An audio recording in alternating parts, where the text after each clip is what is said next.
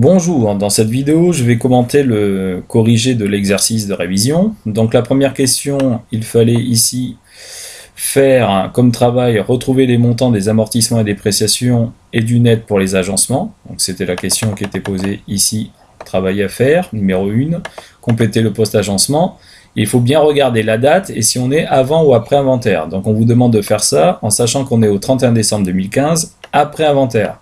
Après inventaire, c'est-à-dire après que les opérations d'inventaire aient été réalisées, c'est-à-dire après avoir constaté les stocks, les dépréciations des clients et les amortissements des agencements. Donc ici, la première chose à faire, c'est de voir à quelle date on a acquis ces agencements. Vous savez que les agencements ont été achetés lors de la création de l'entreprise. La création de l'entreprise, c'est le 1er janvier 2013. Donc combien de fois ces agencements ont été amortis? En 2013, en 2014 et en 2015 parce qu'on est après inventaire, donc 3 fois. Deuxième chose, il faut regarder de combien s'amortissent ces biens, ces agencements tous les ans. Ils s'amortissent sur 8 ans. Donc je vais prendre les 150 000 et diviser par 8 pour trouver l'amortissement d'une année. Et une fois que j'aurai fait ça, je vais multiplier par 3 les 3 exercices concernés, 2013, 2014, 2015, pour trouver le montant total des amortissements et dépréciations que l'on a à l'actif. Je rappelle que le montant total des amortissements et dépréciations se met toujours à l'actif. Donc, au niveau du raisonnement écrit, il faut faire la chose suivante. En premier, il faut calculer le montant de la dotation aux amortissements pour une année. C'est le compte 681, mais ici, il n'y avait pas à enregistrer l'opération pour 18 750 €. Les dotations aux amortissements correspondent bien à l'amortissement pour une année pratiquée. Donc, je répète, 150 000 divisé par 8, 18 750. Après, je calcule le nombre d'exercices où il y a eu l'amortissement du bien, 3, parce qu'on est en 2015 après inventaire. 2013, 2014, 2015, ça fait bien 3 exercices. Donc le montant total des amortissements est de 56 250 €. Donc normalement, dans votre bilan, au 31 décembre 2015 après inventaire, vous avez un total des amortissements de 56 250 et un montant net qui est égal à la différence entre ces deux valeurs, c'est-à-dire 93 750 €. Pour la suite de l'exercice, on se retrouve avec les informations qui sont relatives à l'exercice 2016. La première chose à faire était de reporter le montant trouvé pour l'amortissement de l'agencement de la question 1. Donc ici, dans le grand livre, on reporte le montant des amortissements de la question 1, c'est-à-dire 56 250. Il n'y a pas ici d'écriture, c'est juste un report d'une opération, donc il n'y a pas d'égalité débit égale crédit, parce que le montant avait été fait l'année précédente. Question numéro 3. On veut présenter les écritures d'inventaire à partir de l'annexe fournie. Donc, les écritures d'inventaire, il y a 3 écritures d'inventaire. La dépréciation des comptes clients, la constatation des stocks et les dotations aux amortissements. Donc ici, il va falloir regarder ce que l'entreprise a amorti dans cet exercice. Alors, première chose à voir, c'est que l'entreprise a acheté un agencement qui vaut 14 000 € et qui est amorti sur 10 ans. Donc ici, l'entreprise va devoir faire 2 amortissements. Un pour l'amortissement de l'agencement qu'elle avait acquis à la création de l'entreprise, qui s'amortit sur 8 ans, et un pour le nouvel agencement qu'elle a acquis cette année, donc pour 14 000 € à amortir sur 10 ans. Donc au niveau du calcul, on a les éléments suivants. Vous avez le montant de l'amortissement qui doit se faire pour le premier sur 8 ans, donc c'est le montant que l'on avait trouvé ici, c'est-à-dire 18 750 €. Et le deuxième amortissement, c'est le bien que l'on a acheté, dans l'énoncé on vous dit 14 000 €, donc 14 000, qui est amortissable sur 10 ans, donc 1400 €. Donc on va avoir un montant des amortissements total qui va être de 1400 € et de 18 750 €. Donc dans le grand livre, on va retrouver comme amortissement 18 750 € qui correspond, je vais le mettre en rouge, qui correspond au montant de l'amortissement de cette année pour l'agencement acquis à la création de l'entreprise, et 1400 € qui correspond à l'amortissement du bien que l'on a acheté cette année. Au niveau des dotations aux amortissements, l'écriture qu'on est en train de faire, c'est celle qui est en rouge. Les 18 750 et 1400. Donc ici, dans le compte 681, je vais retrouver les 18 750 et les 1400 pour que le débit soit égal au crédit. Deuxième opération d'inventaire, la dépréciation du compte client. On voit qu'un client ne nous a pas réglé et il ne pourra probablement régler que 30% de ce qu'il doit. La dépréciation doit constater ce que l'on craint ne pas récupérer. Donc ici, on craint ne pas récupérer 70% de la somme que nous doit le client C.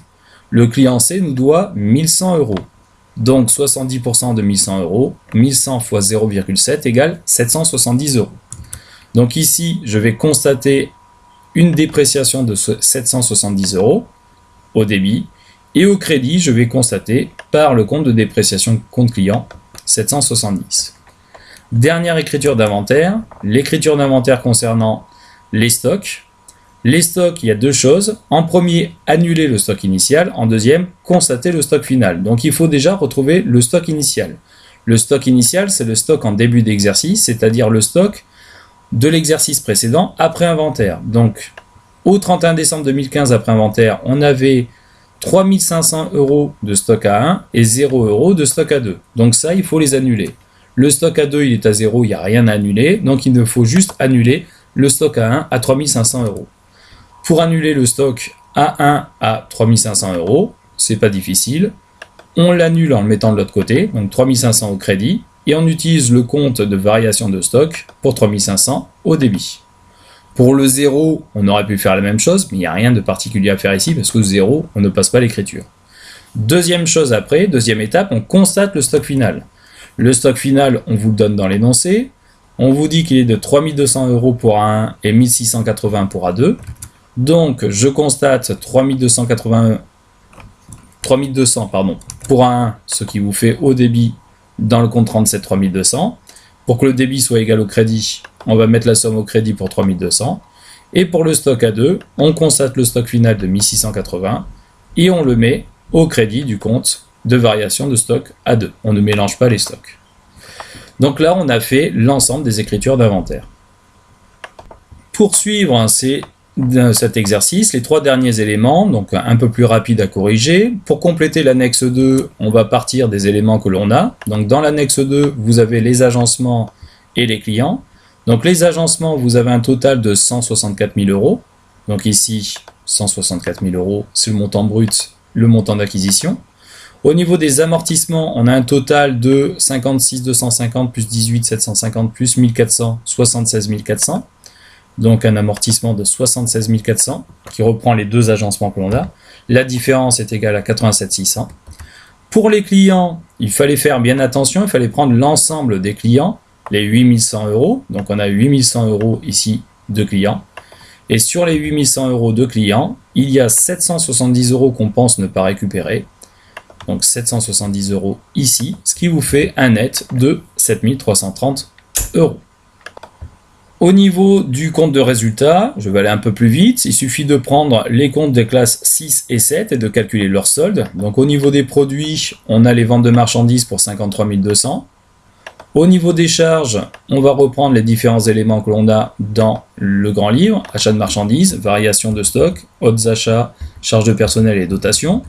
Sur les achats de marchandises, les autres charges, il n'y a rien de particulier à dire, il fallait reprendre les montants indiqués. Les dotations aux amortissements, il suffit de faire le total des trois sommes que vous avez ici, c'est-à-dire 20 920. Ça représente les amortissements réalisés pour l'année et dépréciation. La variation de stock, vous faites attention. Variation de stock de A1, 3500 au débit, 3200 au crédit. Le solde est débiteur de 300 euros, donc on met 300. La variation de stock de A2, vous faites la même chose. 0 au débit, 1600 au crédit, 1680. Donc la variation est créditrice de 1680. Donc dans le compte de résultat, quand le solde est créditeur, on va mettre dans les charges moins 1680. Ce qui vous fait un total de charges de 65 960 euros et un bénéfice ici, un résultat qui est une perte de 12 760 euros.